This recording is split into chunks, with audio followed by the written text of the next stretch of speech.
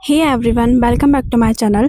तो आज का हमारा वीडियो होने वाला है व्यक्तित्व विकास यानी पर्सनालिटी डेवलपमेंट, जो कि बीए थर्ड ईयर का वोकेशनल कोर्स है। और इसमें कुल 3 इकाइयाँ हैं जो कि कुछ इस प्रकार है, जिसमें अभिव्यक्ति और व्यक्तित्व विकास सेकंड इकाई है, व्यक्तित्व विकास के कौशल थर्ड इकाई है, व्यक्तित्व मूल्यांकन।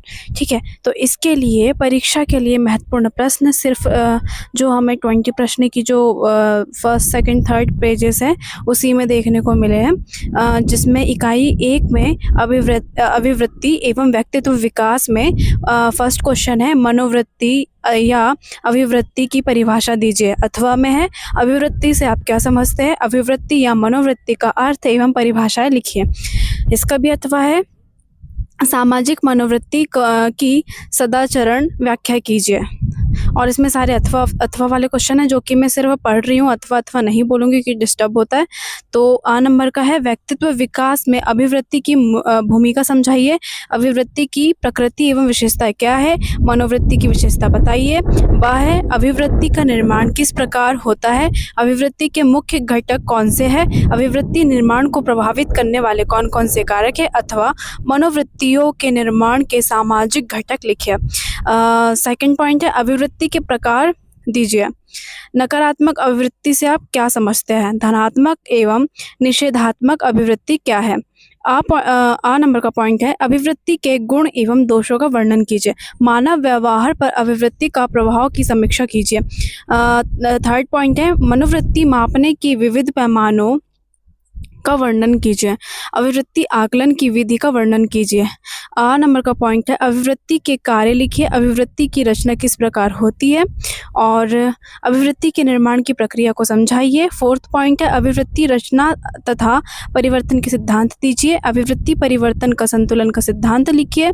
कॉग्निटिव डिसोनेंस का सिद्धांत क्या है और अभिवृत्ति परिवर्तन का कार्यात्मक सिद्धांत समझाइए। आ नंबर का पॉइंट है धनात्मक अभिवृत्ति विकसित करने के उपाय बताइए, सकारात्मक अभिवृत्ति का विकास कैसे होता है, सकारात्मक सोच से आप क्या समझते हैं, इसे कैसे प्राप्त किया जा सकता है और उपयोगिता। ठीक है, और सकारात्मक कार्य अभिवृत्ति से आप क्या समझते हैं। फिफ्थ पॉइंट है धनात्मक एवं निषेधात्मक अभिवृत्ति रखने वाले व्यक्तित्वों के बीच अंतर लिखिए।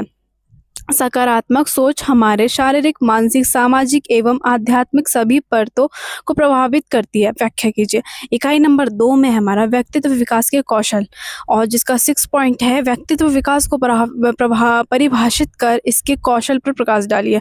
व्यक्तित्व विकास के लिए क्या आवश्यक है, व्यक्तित्व विकास कौशल क्या है, व्यक्तित्व विकास के लिए जीवन कौशल की क्या आवश्यकता है, कौशल विकास का मतलब क्या होता है, स्किल डेवलपमेंट से आप क्या आशय है, इसके प्रकार लिखिए। आ पॉइंट है भाषा कौशल का अर्थ एवं प्रकार पर प्रकाश डालिए। बा पॉइंट है श्रवण कौशल से आप क्या समझते हैं, वर्णन कीजिए। श्रवण कौशल शिक्षण का महत्व बताइए। श्रवण कौशल के उद्देश्य क्या है, श्रवण कौशल के विकास की समस्याएं लिखिए। श्रवण कौशल विकास हेतु उपाय एवं समस्याओं के समाधान पर अपने विचार प्रस्तुत कीजिए।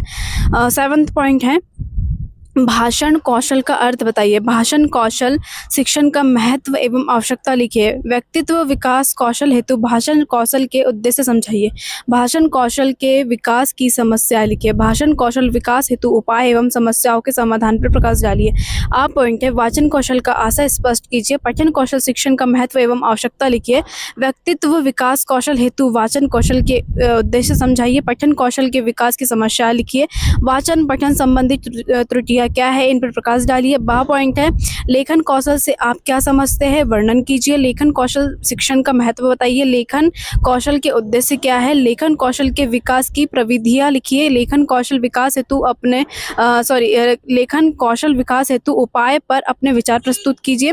एक पॉइंट है संचार कौशल के प्रकार को उदाहरण से समझाइए। संचार कौशल क्या है, इसके प्रकार लिखिए। आ पॉइंट है संचार कौशल कैसे विकसित किया जा सकता है।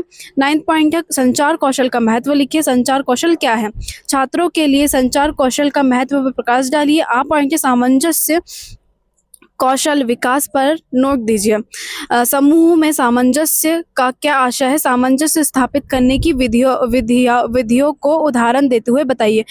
10th पॉइंट है समूह के में सामंजस्य स्थापित करने का महत्व बताइए। पॉइंट है छात्रों के व्यक्तिगत विकास का अभिप्राय बताइए। छात्रों के व्यक्तिगत विकास के पक्षों को सरलीकृत करने वाले दृष्टिकोण तथा अन्य आवश्यक उपायों की विवेचना कीजिए। 11th पॉइंट है साक्षात्कार का अर्थ लिखिए। साक्षात्कार की विशेषता बताइए। नंबर का पॉइंट है साक्षात्कार कौशल क्या है? साक्षात्कार की तैयारी कैसे करें? व्यक्तित्व विकास में साक्षात्कार कौशल क्या है? 12th पॉइंट है साक्षात्कार कौशल कितने प्रकार के होते हैं? इसका पॉइंट, पॉइंट, पॉइंट है साक्षात्कार की प्रमुख त्रुटियां क्या है? इन पर प्रकाश डालिए। साक्षात्कार के दौरान किन किन बातों को ध्यान में रखना आवश्यक है? अच्छे साक्षात्कारकर्ता के गुण लिखिए। साक्षात्कारकर्ता के अंदर किन योग्यताओं का होना आवश्यक है? साक्षात्कार कौशल के विकास हेतु सुझाव दीजिए।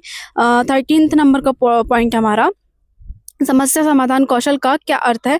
चिंतन एवं समस्या समाधान कौशल पर निबंध लिखिए। समस्या समाधान कौशल छात्रों के लिए क्यों महत्वपूर्ण है? समस्या समाधान की तकनीकों कौन सी है? तकनीकी कौन सी है? 14th पॉइंट है बच्चों में बेहतर निर्णय लेने में चिंतन कैसे मदद करती है।